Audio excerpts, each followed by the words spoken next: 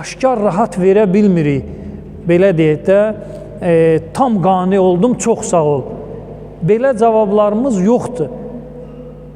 Bax, məsələn, həmən bu bayaq qeyd elədiyim sual kimi də zəlzələlərdə və yaxud müəyyən ölkələrdə saysız hesabsız uşaqlar qırılır, acından ölür, filan olur. Bəs Allah Taala niyə müdaxilə eləmir, filan eləmir?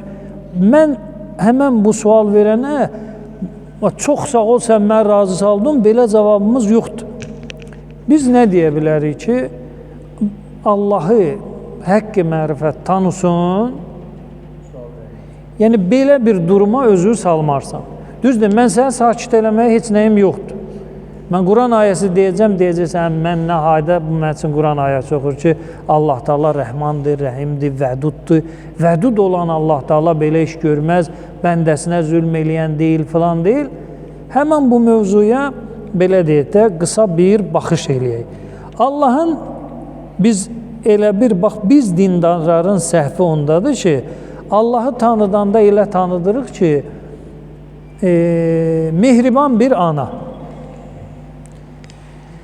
canın qurban verməyə hazır olan bir ana, evladının barmağına tikan batmağa razı olmayan bir ana kimi neynirik? Təqdim eləyirik. Amma əslində düzgün təbliğat deyil. Allahın iradəsi Quran ayələrinə əsasən bölünür iki hissəyə. Bölgülər çoxdur. Bu bizim mövzumuza aid olan bölgüdür ki, niyə bu faciələrə Allah Taala qarışmadı? Hələ bir böyük bir daş səmadan göndərərdi və yaxud yerə əmr eləyərdi, ermənilərin hamısını yer udardı və yaxud dağ uçulardı, tökülərdi ermənilərin başına, o dinc əhali nədir? Qırılmazdı. Allah niyə qarışmır belə məsələlərə? Həmən bu sərt və xoşa gəlməz sualın cavabını belə verir. Allahın iradəsi Quran ayələrinə əsasən, Quran nümunələrinə əsasən iki hissəyə bölünür, diqqətli olaq. Bax, Bəqərə surəsi 185-ci ayənin bir tikəsini oxuyuram. Bismillahirrahmanirrahim. Yuridullahu bikumul yusra və la yuridu bikumu el-usra. Deməli, yusr nədir, usr nədir? Yusr, asanlıq, rahatlıq və vəziyyətin yaxşılığı. Usr onun əksidir. Çətinlik, vəziyyətin pis olması. Narahatlığa deyərlər nə? Usr. Quranda ayədə var. İnnə mə'əl usri yusra. Üsürdən sonra nə gəlir? Üsürlə yanaşı nəyimiz var? Yusrumuz var. Çətinlikdən sonra asanlıq. Yerlərin dəyişəcəyi də asanlıqdan sonra çətinlik. Mə'ə, yəni bir yerdə. Sonra o izahda verilir, amma ayədə mə'ə, yanaşı. Üsürlə yanaşı nəyimiz vardı? Yusrumuz vardı. Və Allah da buyurur öz haqqında ki, yuridullahu bikumul yusra. Allah siz bəndələri üçün nə istəyir? Yusr, yaxşılıq, rahatlıq və vəziyyətin əlalığını istəyir. Allah istəyir də bunu, düzdür? Yaxşı, bəs bizi üçün Allah Taala pislik istəyirmi? Və la yuridu bikumul usr. Allah Taala sizin üçün pislik nədir? İstəmir, çətinlik istəmir. Allah Taala xəstə olmağı istəmir. Allah Taala kasıb olmağı istəmir. Allah Taala nə pis insanın bəyənmədiyi durum varsa Allah onları bəndəsi üçün nədir? İstəmir. Biz Allahı minbərlərdən insanlara, belə deyək də, Allaha iman gətirən şəxslərə belə təqdim eləyirik. Bu Quran ayəsini oxuyuruq və dayanırıq. Və bu da bir müddət sonra görür ki, bir faciə. 20 yanvar, Xocalı, Mart, filan, cürəbəcür bizim və başqa xalqların yaşadığı faciələr. Və madəm Allah Taala yusr istəyəndirsə və bəndəsinə üsür istəmirsə, müdaxilə eləsin, bu işlərə neynəsin, son qoysun, filan eləsin. Bu Allahın iradəsinin bir növüdür. Yəni, mən bir nəfər dinə gətəndə ona belə başa salmalıyam ki, qardaş, Allahın iradəsi iki cürdür ya. Sən Allahı Bəqərə surəsi 185 ilə tanıma. O bir hissədir. İkinci hissəmiz isə gəlirik Peyğəmbərimizin adına olan surəyə, Muhammed. Salavat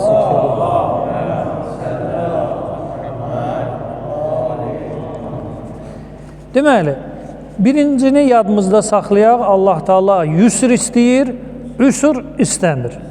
Rahatlıq istəyir, narahatlıq bəndəsi üçün istəmir. Bəziləri üçün bu ayə yetərli ola bilər ki, məsələn, zəlzələlərdir, soyqırımlardır, filanlardır. Bu Allahdan deyil. Bu nədir? Bəndələrin birinin digərinə qarşı zülmüdür və dünyada və axirətdə Allah Teala öz hikməti ilə bu mövzunu neynəyəcək? Hakimi olacaq və idarə edəcək. Allah deyir, istəmirəm, amma mənsə Allaha neynirəm? Çalışıram, yükləyim ki, yəni biganə qalıbsa, deməli, onun da bu məsələdə bir istəyi var.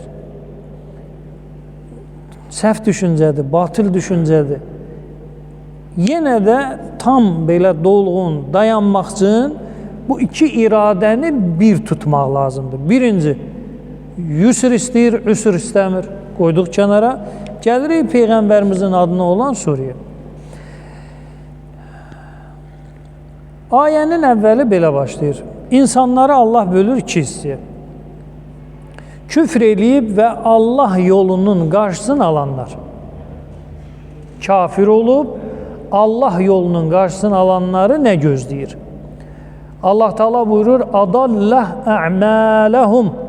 Allah Teala onların əməlini puç eləyəcək.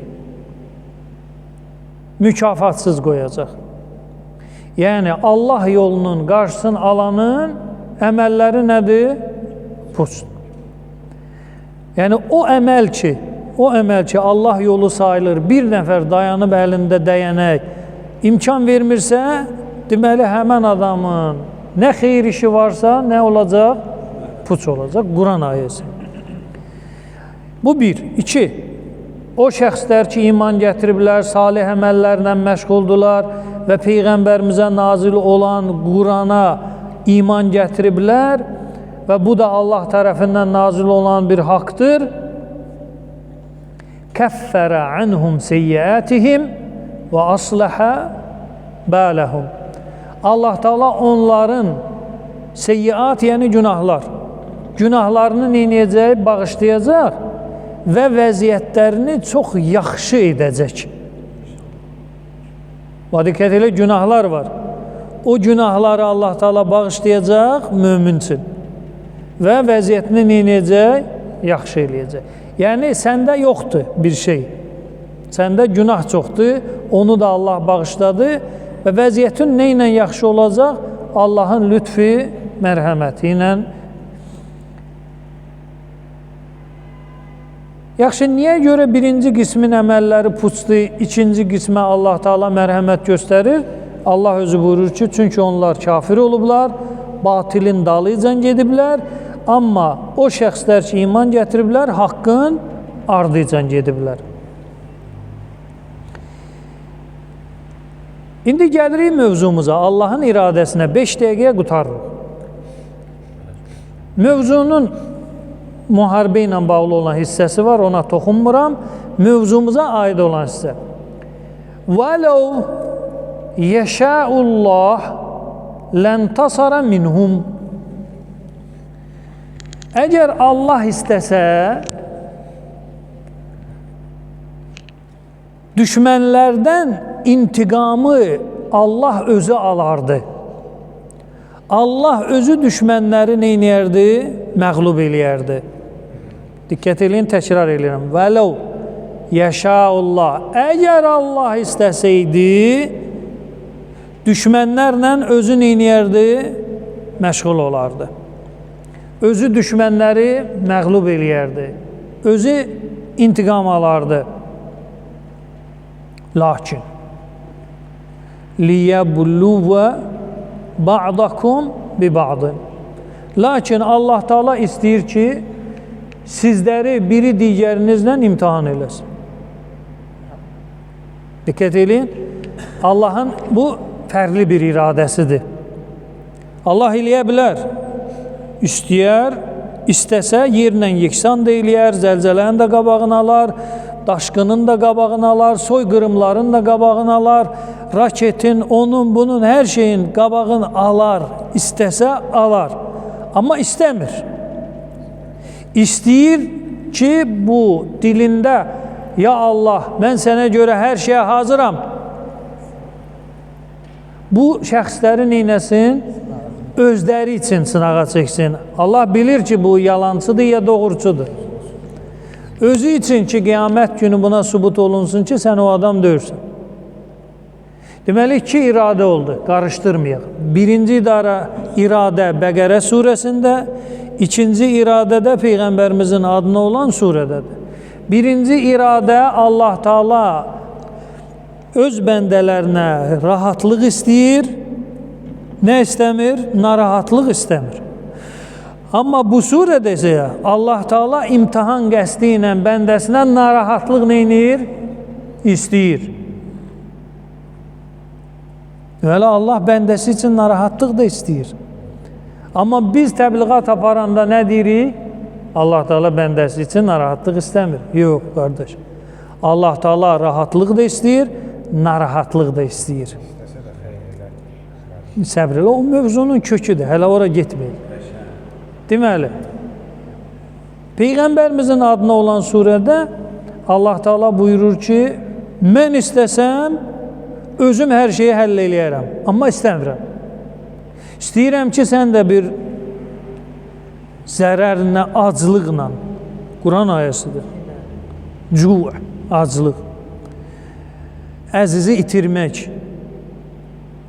naqs fil ənval, var dövlət itirmək, müflis olmaq. Bunlar hamısı nədir? Üsurdur, çətinlikdir, şiddətdir. Bəqərə surəsində Allah Teala deyir, istəmirəm. Amma Peyğəmbərimizin adına olan surədə deyir, yox, istəyirəm.